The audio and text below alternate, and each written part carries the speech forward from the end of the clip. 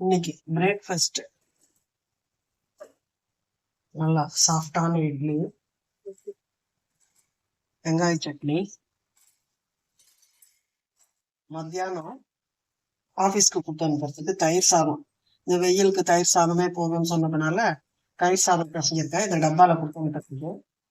இது வந்து கார சட்னி. இது எப்படி இதனுடைய ரெசிபி என்னன்னாக்கா, உளுத்தம் பருப்பு, காஞ்ச மிளகாய் முதல்ல நல்லா அதை செவக்க வறுத்து எடுத்துட்டு, அதுக்கப்புறம் வந்து வெங்காயம், தக்காளி, கொத்தமல்லி, கருவேப்பிலை, புதினா எல்லாத்தையும் போட்டு நல்லா வதக்கிக்கலாம். முதல்ல வெங்காயத்தை நல்லா வதக்கிட்டு, தக்காளி வதக்கிட்டு, இறக்கும் போது கருவேப்பிலை, கொத்தமல்லி, புதினா என்ன இருக்கோ எல்லாத்தையும் போட்டு நல்லா வதக்கிட்டு அரைச்சி சட்னி. இது காரமாவும் இருக்கும், உடம்புக்கும் நல்லது.